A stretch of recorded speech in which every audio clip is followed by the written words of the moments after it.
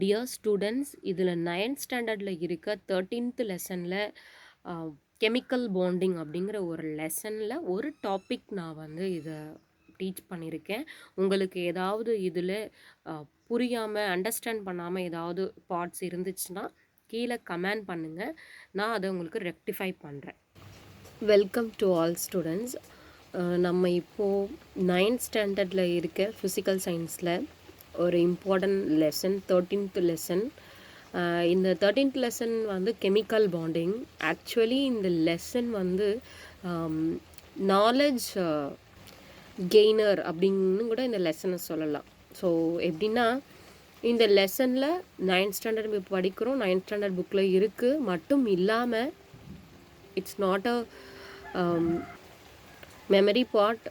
படித்து மனப்பாடம் பண்ணி அதை எழுதிட்டு போகிறது மட்டும் இல்லை. இந்த 13th லெசனில் இது உங்களுடைய ஹையர் செகண்டரிக்கு ரொம்ப ரொம்ப யூஸ்ஃபுல்லாக இருக்க ஒரு லெசன் தான் இந்த கெமிக்கல் பாண்டிங்.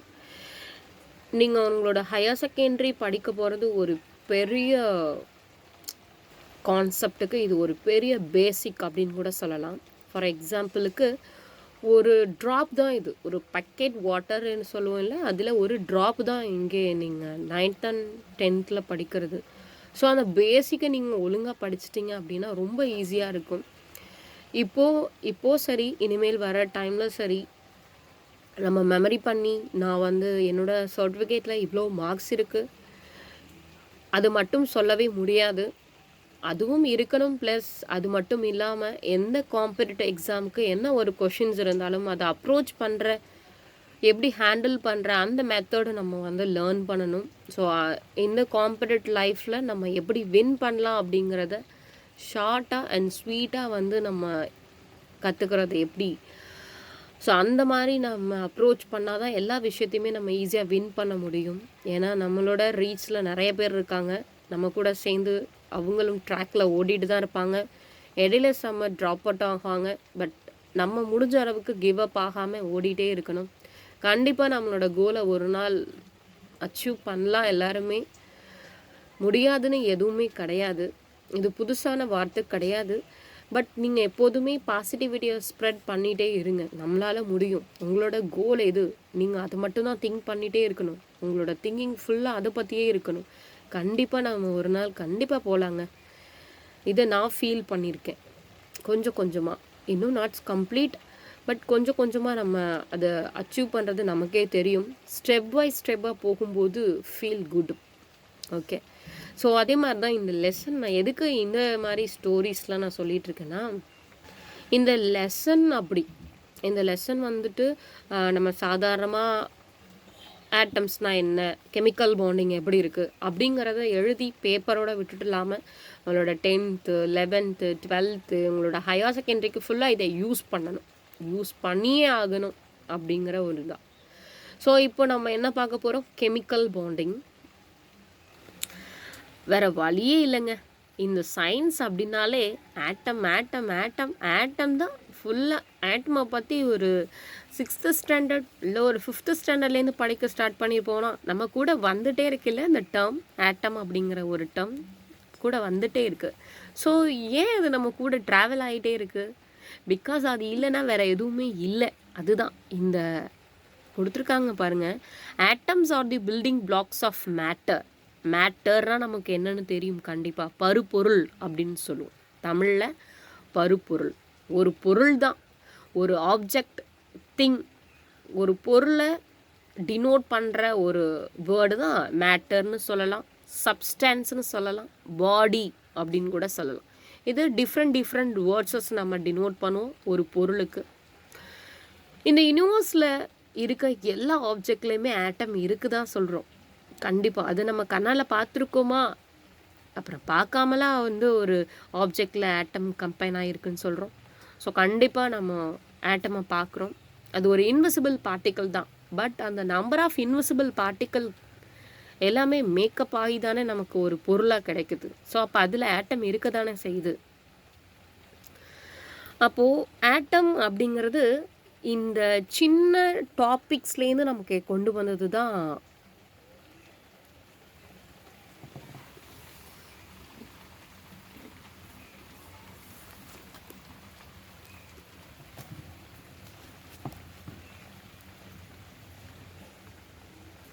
ஸோ ஓகே கவனிங்க. ஆட்டம்ஸ் இங்கே இருக்குல்ல, ஆட்டம்ஸ் எல்லாமே நமக்கு கம்பைன் ஆகி தான் மாலிகுல்ஸ் கிடைக்குது. இது யாராலுமே வந்து ஃபால்ஸ் அப்படின்னு சொல்ல முடியாது. ஏன்னா இந்த நம்பர் ஆஃப் ஆட்டம்ஸ் கம்பைன் ஆகி கிடைக்கிறது தான் மாலிகுல்ஸ். ஸோ இங்கே இருக்க இதை ஒரு ஆட்டம் அப்படின்னு கன்சிடர் பண்ணுறோம், இதோ ஒரு ஆட்டம் அப்படின்னு கன்சிடர் பண்ணுறோம் அப்படின்னா இந்த ரெண்டு ஆட்டமுக்கு பிட்வீனில் ஒரு பாண்டிங் க்ரியேட் ஆகிற போது தான் நமக்கு ஒரு மாலிகுல் கிடைக்குது இல்லை. ஸோ இந்த பாண்டிங்க்கு டிஃப்ரெண்ட் டைப்ஸ் ஆஃப் பாண்டிங்ஸஸ் இருக்குது. ஆட்டம்ஸ் கம்பைன் ஆகி மாலிகுல்ஸ் கிடைக்கிற அந்த கான்செப்டில் டிஃப்ரெண்ட் டைப்ஸ் ஆஃப் பாண்டிங் இருக்குது. ஸோ அதுதான் இந்த டாபிக்ஸ் ஃபுல்லாகவே நம்ம பார்க்க போகிறோம். இங்கே ஒரு கெமிக்கல் பாண்டிங் அப்படின்னா a chemical bond may be defined as the force of attraction between the atoms that bind them together as the unit called molecule. இங்கே கெமிக்கல் காம்பவுண்ட்னா என்ன அப்படின்னு கொடுத்துருக்காங்க. மேபி அதை எப்படி டிஃபைன் பண்ணலாம்? As the force of attraction. ஒரு attraction இருக்குது. எங்கே அட்ராக்ஷன் இருக்குது அப்படின்னா இந்த ஆட்டம்னு நான் கன்சிடர் பண்ண சொல்லியிருக்கேன்ல, இந்த ஆட்டமுக்கும் பிட்வீனில் இருக்கக்கூடிய ஒரு attraction, force of attraction. Okay, இந்த ரெண்டு ஆட்டம்ஸ்க்கும் பிட்வீனில் என்ன இருக்குது? ஒரு ஃபோர்ஸ் ஆஃப் அட்ராக்ஷன் இருக்குது. இந்த ஃபோர்ஸ் ஆஃப் அட்ராக்ஷன் இருக்கிறதுனால தான் நமக்கு ஒரு கெமிக்கல் பாண்ட் அப்படிங்கிறது ஃபார்ம் ஆகுது. That bind them together as the unit called molecule. So இதில் டைப்ஸஸ் இருக்குது. கெமிக்கல் பாண்டிங்கில் டிஃப்ரெண்ட் டைப்ஸஸ் இருக்குது. இந்த கிளாசிஃபிகேஷன் ஆஃப் கெமிக்கல் பாண்டிங் வரதுக்கு காரணம் என்னென்னா, நம்மளுடைய பீரியாடிக் டேபிளில் மொத்தமாக 118 எலிமெண்ட்ஸ் இருக்குது. அந்த 118 எலிமெண்ட்ஸ்க்குமே டிஃப்ரெண்ட் வேலன்சி எலக்ட்ரான் இருக்குது.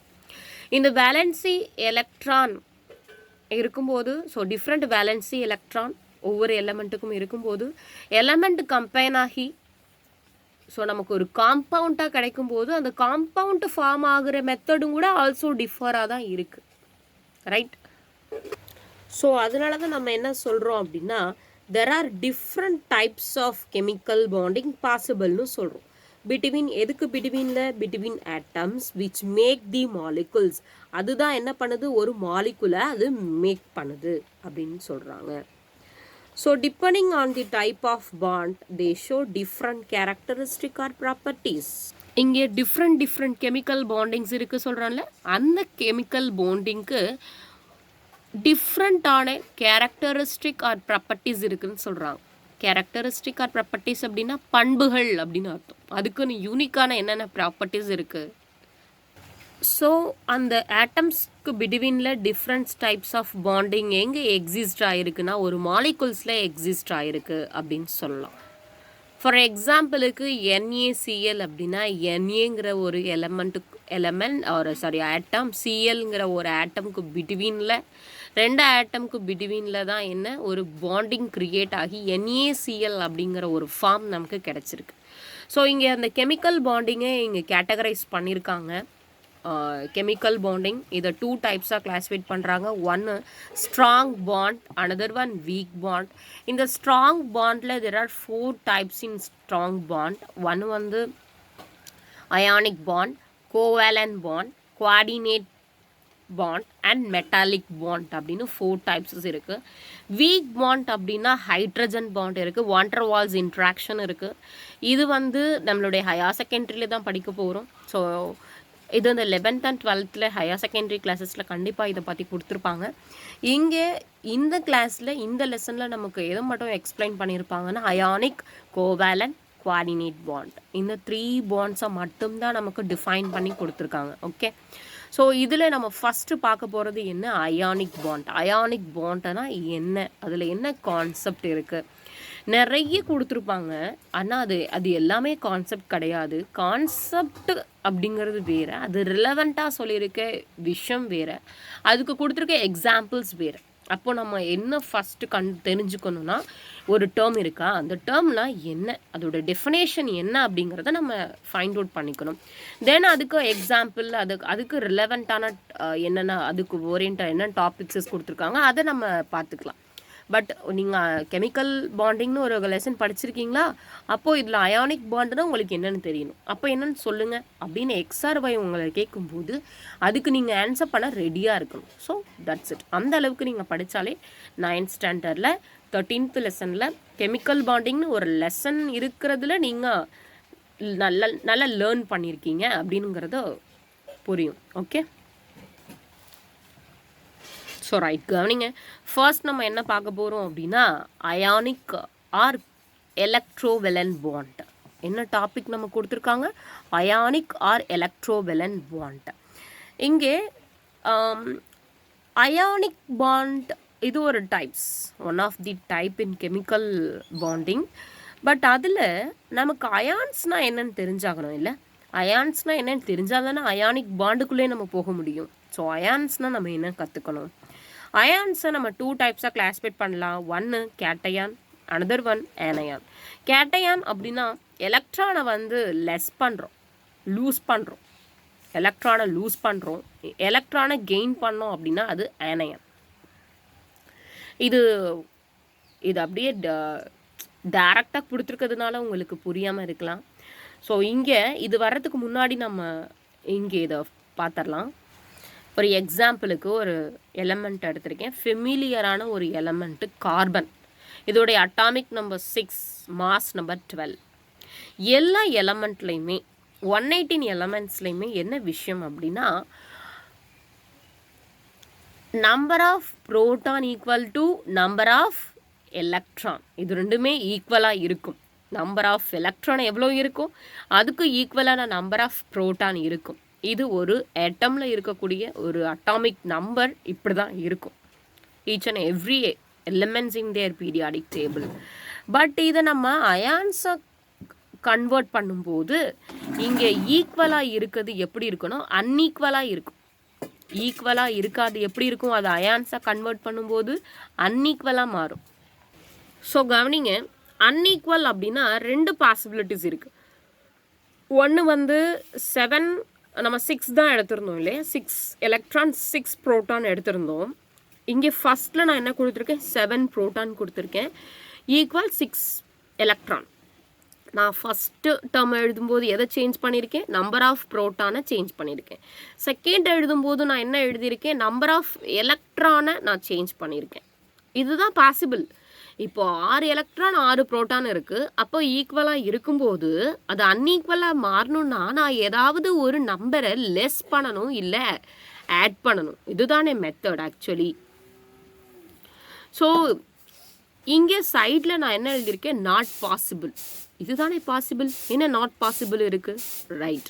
என்னன்னா இந்த டயக்ராம் பாருங்கள், இது என்ன அப்படின்னா ஒரு ஆட்டமை இன்விசிபிள் பண்ணும்போது நான் அங்கே 3 பார்ட்டிகல்ஸ் பார்க்குறேன். அந்த பார்ட்டிகல்ஸில் ஒன்று வந்து புரோட்டான், நியூட்ரான், எலக்ட்ரான் அப்படின்னு 3 பேசிக் ஆர் எலமெண்ட்ரி பார்ட்டிகல்ஸ் நான் பார்க்குறேன்.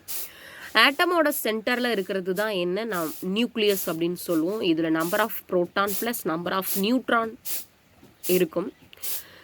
இங்கே இந்த டாப்பிக்கில் ஹீரோ அண்ட் ஹீரோயினி அப்படின்னு பார்க்கும்போது புரோட்டானும் எலக்ட்ரான் மட்டும்தான், ரைட். இங்கே புரோட்டான் இருக்குது, proton top of the hero. Okay, proton எங்கே இருக்குது, நியூக்ளியஸ்குள்ளே புரோட்டான் இருக்குது. எலக்ட்ரான் எங்கே இருக்குது அப்படின்னா இந்த ஷெல்லில் இருக்குது. இதுக்கு பேர் ஷெல் அப்படின்னு சொல்லலாம், இல்லை ஆர்பிட், வட்டப்பாதை, வெளிக்கூடு அப்படின்னு சொல்லலாம். எலக்ட்ரான் எப்படி இருக்குது, வெளியில் ஷெல்லில் இருக்குது. இது நியூக்ளியஸ்குள்ளே இருக்குது. நம்ம ஒரு முட்டை மாதிரி தான், முட்டையில் எப்படி நமக்கு மஞ்சக்கரு வேணும் அப்படின்னா அது உள்ளே போயிட்டு பார்த்தா தான் நமக்கு தெரியும். ஸோ வெளியே இருக்கிறது ஃபஸ்ட்டு ஃபேஸ் பண்ணும்போது அந்த ஒயிட், தென்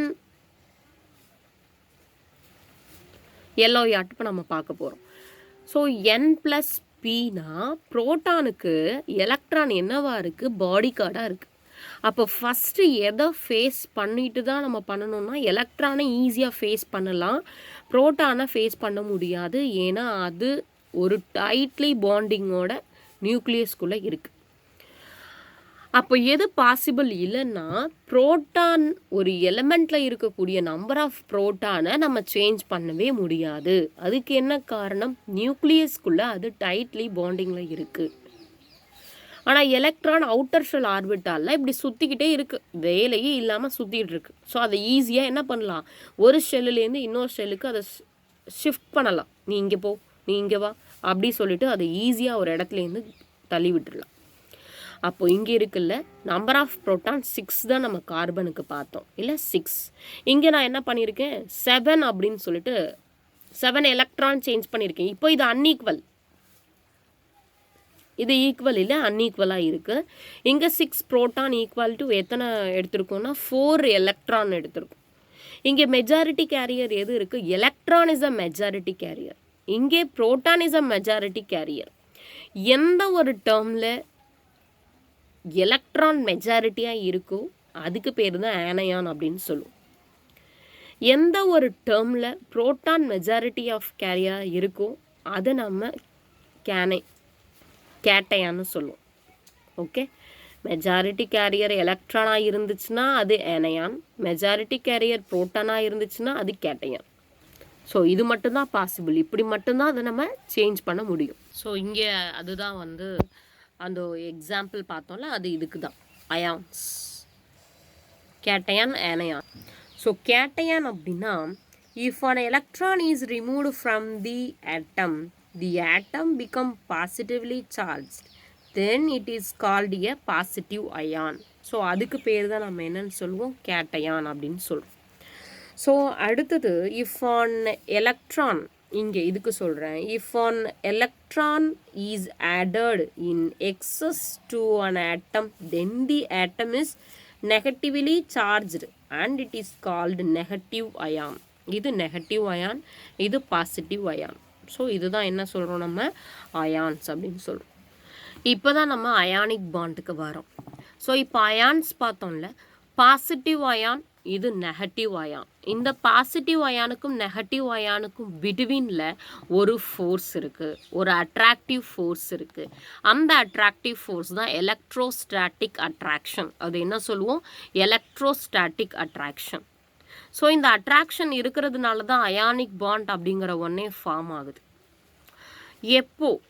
எப்போ ஒரு ஆட்டம், 2 ஆட்டமை நம்ம எடுத்துக்கும் போது, ஒரு ஆட்டமோடைய அவுட்டர் மோஸ்ட் ஆர்பிட்டால், இதுதான் அவுட்டர் மோஸ்ட் ஷெல், இது இதோடைய அவுட்டர் மோஸ்ட் ஷெல், இதோட வேலன்ஸ் ஷெல்லில் இருக்கக்கூடிய எலக்ட்ரான், இந்த ஆட்டமில் இருக்க வேலன்ஸ் ஷெல்லில் இருக்க எலக்ட்ரான்ஸ் வந்து என்ன ஆகிக்கும்னா ட்ரான்ஸ்ஃபர் ஆகிக்கும்.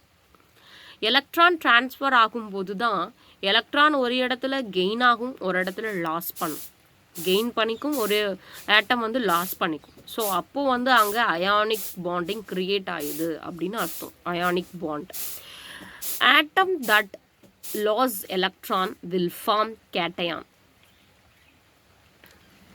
எலக்ட்ரானை லாஸ் பண்ணுச்சுன்னா அது கேட்டையான். என்கிட்ட வந்து எலக்ட்ரான்னா என்ன, நெகட்டிவ்.